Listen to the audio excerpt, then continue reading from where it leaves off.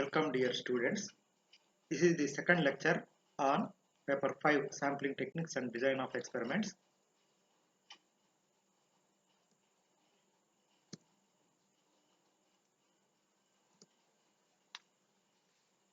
In unit 1 we have concepts.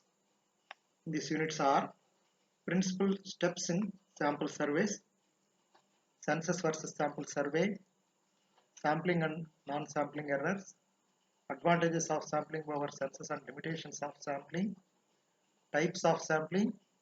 There are three types of sampling. Okay, let us look into the basic concepts of sampling. The first concept is population. It is a collection of all objects in an item for a particular study. The objects or items in the population may be with life or without life. Further, the number of units in the population may be finite or infinite. Here, the number of items in the population is called size of the population and it is denoted by capital N. Next concept is sample.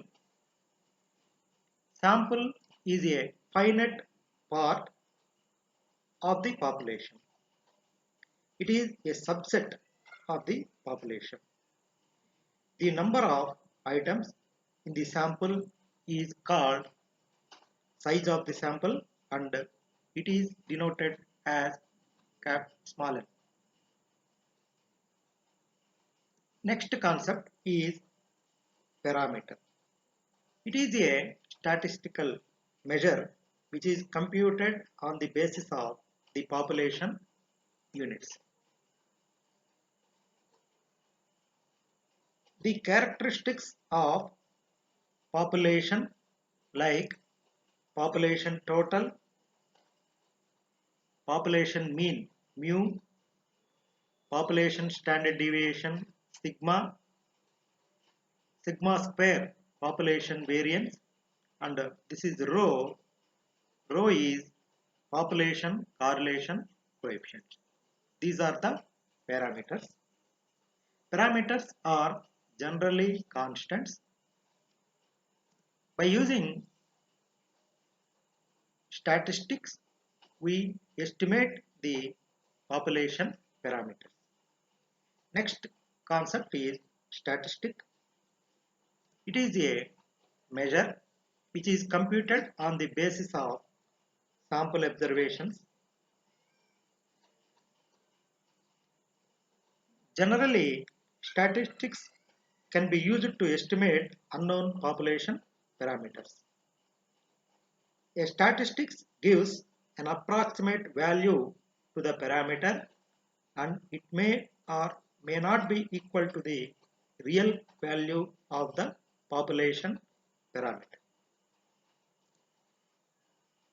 Here, this x bar population sample mean, S is the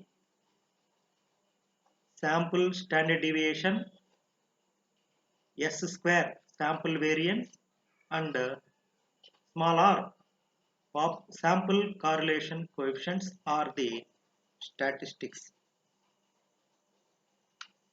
Next concept is sampling distribution and standard error. From a population of capital N units, we can draw NCN possible samples without replacement of size n. Before understanding the sampling distribution and standard error, we have to look into the concepts carefully.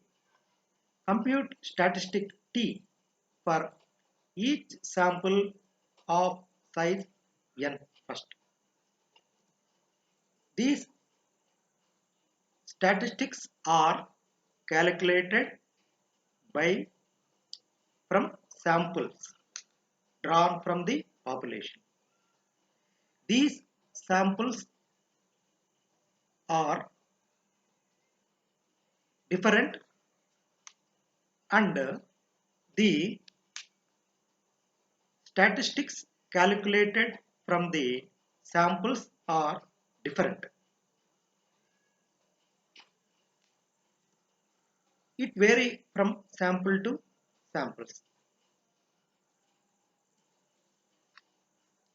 All these statistics can be grouped into a frequency distribution. Suppose we draw 50 samples from a population. We can calculate these statistics: sample mean, sample variance, sample proportion. The small p is sample proportion for each sample, and these with these statistics a frequency distribution is constructed.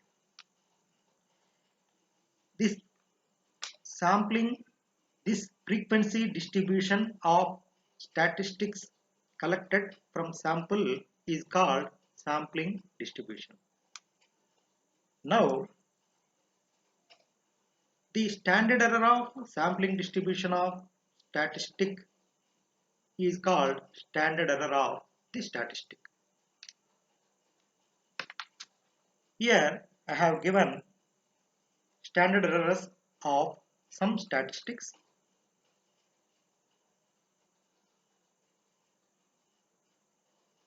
This is sample mean is x bar, and n is sample size, s is sample standard deviation, s square is the sample variance, sigma square is the population variance. First, standard error of sample mean x bar is sigma by root n. Standard error of sample standard deviation is sigma by root 2 n. Standard error of sample variance s square is equal to sigma square into root of 2 by n. For sample proportion, the standard error is root of p cube by n. For sample correlation coefficient small r, the standard error is 1 minus rho square by root n. These are the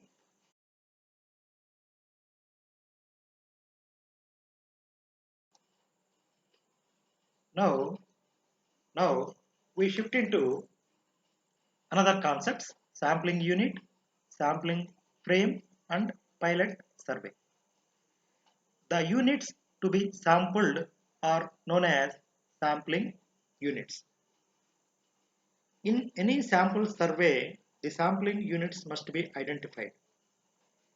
It may be an individual, a household, a village, a farm, or a shop, etc.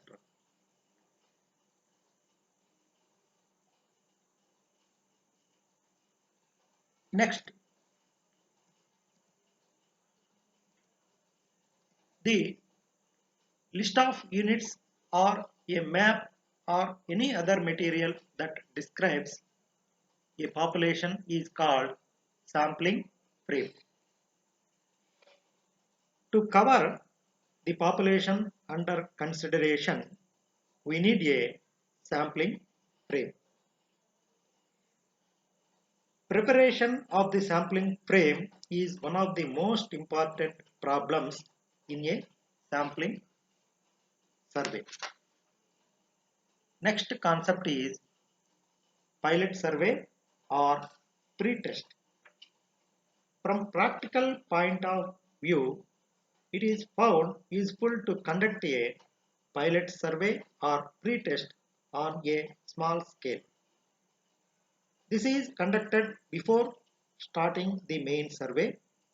It helps us to try out the questionnaire, Pilot survey helps us in estimating the cost of main survey to improve organization of the fieldwork, to improve the questionnaire prepared by us to conduct the survey. Next concept is main steps involved in a sample survey. 10 marks question is to be given in the concept only. Principal problems involved in conducting a survey are: the first problem is aim of the survey. For conducting any survey, we have to state the aim, objective of the survey clearly. On the basis of the aim of the survey, we determine the population, sample size small n, sampling unit, cost and time of the survey, method of sampling, etc. Next problem is decision, choice of population. Depending on the aim of the survey, we have to decide the population from which survey is to be conducted. Next step is choice of sampling unit. A single unit from which information is collected and whose aggregate is called the sampling unit.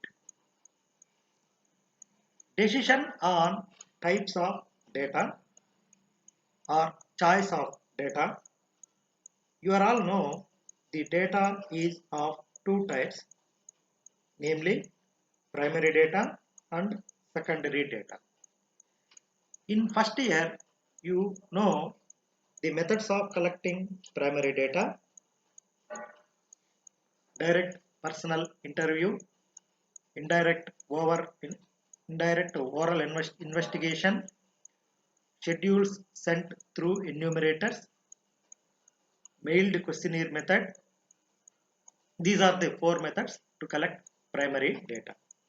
And the secondary data is collected from published and unpublished sources. We have to decide the type of data. This is the one step, or this is the problems involved in conducting a survey. Next step is preparation of questionnaire or schedule. Questionnaire is a list of questions whose answers should give us all the required data and answered by informants. The questions should be brief, requiring yes or no type. The number of questions should be small and be simple to understand. They should give direct meaning and they should be in some logical order. Next step is choice of sample size. Sample size is a part of population. Sample size should not be too small or too large. If small n is small, all characteristics in the population may not be represented in the sample. If small n is very large, the survey becomes costly. N should depend upon the population size, capital N. Next problem is choice of sampling method. Depending on the quality of items, quality is homogeneity of items, we decide a suitable sampling method.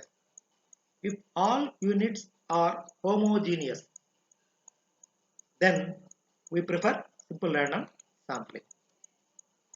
Homogeneous means with the same quality. In our college, BA is the one quality, BCom is one quality, BSc is 1 quality, like that. Next problem is selecting investigators and their training. It is one of the important step in conducting a survey. We need to select the qualified, experienced, skill and optimum nature investigators. Any survey is based on the skillfulness of the investigators. We need to train them on the questionnaire first. Some associate problems are decision on the period of survey. You have to fix the survey should be completed before due date, like that. After that, the organization of the fieldwork is important problem. Editing of data. After collecting the data, we need to sort or classify and publish it, type it and edit the data. After that, publishing of results. Okay, these are the concepts in first units. Thank you, students.